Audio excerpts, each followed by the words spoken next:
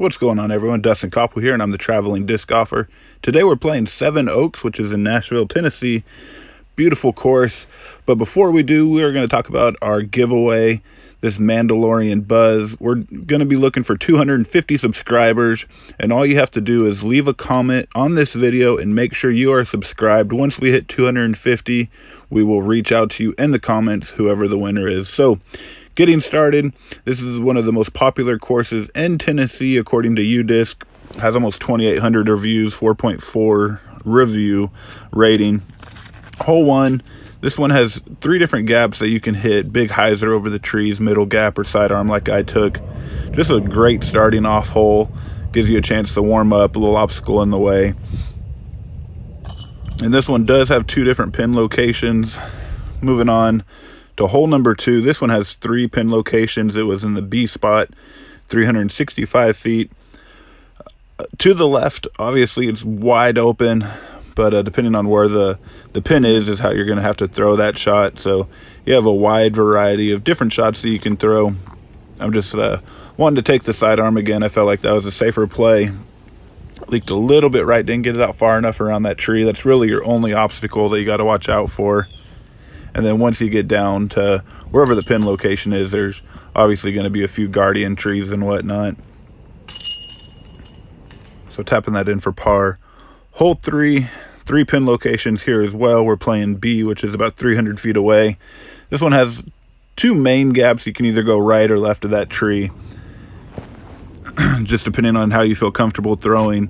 Once again, I'm going to go with the sidearm. That's just a more comfortable thing for me when I have a huge open space on one side and then maybe like a 20-foot gap that I hit. I'm always going to go for the higher percentage shot, and it worked out to get that birdie. So hole 4, 2 pin locations. We're going to be playing B on this one, 255 feet. Being a right-handed player, this is just going to kind of be a big hyzer skipping in. When we were at the Music City Open, I did watch someone really throw pretty far right, and it fought its way through and like a back door almost. So it worked out for him, and he was just a little bit further than I was in the tournament, but I ended up catching one of those late trees, knocked me down, but it was able to put that one in. So hole 5, this one has 5 different locations. We're going to be in the B position, I believe, 240 feet. Good. Multiple lines on this one as well. I really like this big flex sidearm shot, and it just the trees shape really well for it. You do have, like I said, multiple shots, but that one ended up being parked, so worked out for me today. Hole 6, once again, 2 pin locations. This is going to be in the B spot, 235 feet. I really like the wall that they have at the bottom of it, because that's actually where you tee off for the next one. And during the Music City Open, when we were teeing off, there were multiple people that did hit the wall. That is a common thing. So a few different lines here. I was trying a new putter and trying to see if I can throw it pretty straight, but it turned over on me. Did not work out too well, so had to deal with a par on this one, but that is okay. Hole 7, 4 different locations. Now, I'm not 100% if this one was in C or D. I'm sure one of the locals would be able to watch the video and tell me right away. But this one, you definitely need to stay in the fairway and make sure that you do not have your foot touch the end of the tee pad, or you will slip and fall, as I showed you there. So definitely got to be careful of that. And this one is, I want to say where this location is, it's a pretty tough 2 to get, just because of how far the distance is and how high you have to keep the disc. It can definitely be done, but you got to make sure that you have the right height coming in because of how it elevates at the very end. So hole 8 here, 4 different pin locations. Again, we're going to be playing D, which is 258.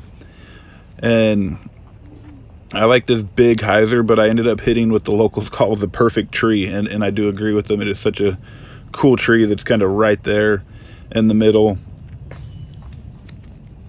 And during my tournament, I remember having taking that big hyzer line and getting around it and having a putt for birdie from maybe like 35 feet. So it plays pretty well. So hole 9, 3 different pin locations. This is going to be in the A position, 250 feet. It's pretty much for a right-handed player, a basic hyzer. Not a lot that you have to watch out for. The other two locations, I believe when we played, it was in the B spot. There's a few guardian trees that protect it as well. So today, I was like, oh, well, this will work out. So easy birdie there. Hole 10, 4 pin locations on this one. We're going to be playing the C spot, 252. There's once again, a few different gaps that you can take after that big tree right there. I like, I'm a safer player. I like to take if I'm in a tournament or if I'm filming or something, I always like to take the safer line. Every now and then I do like to try the fun lines, don't get me wrong, but on that one I just feel like there's wide open space on the right of that tree, but there's definitely a line left of that tree as well. So here we have hole 11, 4 pin positions, and they actually have a really unique memorial there for Freddie Gibbs, and a lot of people put broken discs down. But this is in the B spot, 190. There's apparently a lot of locals will sit in the benches there, and one of them was cheering for me because I almost did ace this one. So almost had it, but one day we'll get that on video. Hole 12, 3 pin positions on this. We're going to be playing A, which is 264. During the tournament, I got to witness a guy actually have a skip ace on this one. Really, really cool thing to watch. And he kind of came in the same line that I did, but he hyzered right before those last trees, and it just skipped right before that wooden beam there, and it was such a great shot.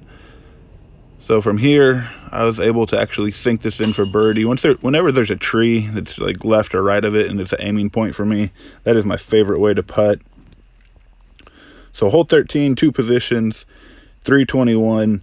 This one you have got to make sure you stay in the fairway, or you're going to be having a hard time getting out of this stuff if it goes in deep. And then once you get to the very end, if you go right, there's a little bit bigger gap there instead of staying left of all those guardian trees that are protecting the basket. So having something that'll turn over a little bit and then come back is going to be your best bet. So hole 14. This is my favorite hole. I really, really do enjoy this hole. I think it's such a beautiful one that they designed, and not 100% sure on how many pin locations there were because of no sign, but I know in the tournament it was over 400 feet, and today I just did not get my driver to flip up for me and ended up hitting the trees, and then this shot coming out ended up catching another tree. This was just the tree hole for me, where you hit every single tree possible, because even this upshot, hitting the guardian tree, the last guardian tree that you got to beat. So this was a par 3, first bogey of the day for me, but got to move on, got to keep the head strong and keep playing. So this one, hole 15, 2 pin locations. We're playing A, which is 265. The first half of this fairway is really, really thick. Once you get past that, it opens up. So several different shots that you can do here on this one as well, but pretty straightforward shot. Or you got to throw something pretty straight. And then that straddle putt was not the best. So moving on, hole 16, 4 pin locations for this one as well. We're going to be playing it in the D position, which is 338. This one is going to be one of those straight shots, just got to go a little bit further. And then, like the last hole, to the right, some really, really thick stuff, and to the left as well. But once you get about halfway past it, it does open up.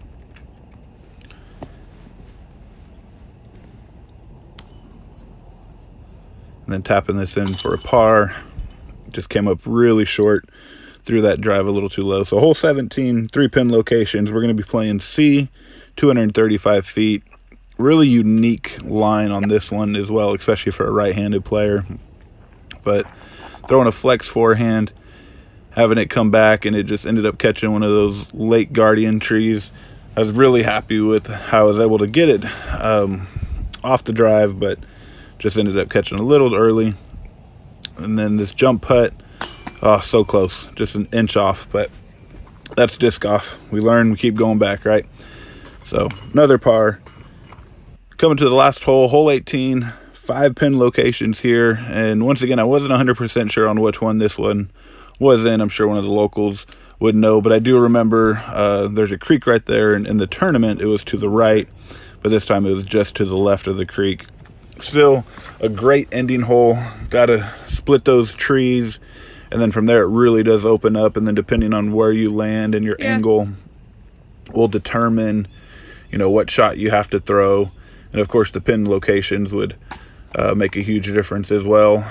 But from here, was just able to tap in. This was a par 4, so was able to get a birdie. All right, everyone, just finished playing 18 here at Seven Oaks. Had a pretty decent round today. I was pretty happy with my putting. This course is awesome. This is actually one of the most popular courses in Tennessee that I've been told has almost 3,000 ratings. It's like 4.7 or 4.8, somewhere in there. This course they keep this so well maintained. When you guys get into the woods, the fairways are always clear. You have such fun tunnel shots, multiple pin positions, so such a beautiful course. So if you get a chance, check it out. Seven Oaks, Nashville, Tennessee. You guys take care and subscribe to the channel.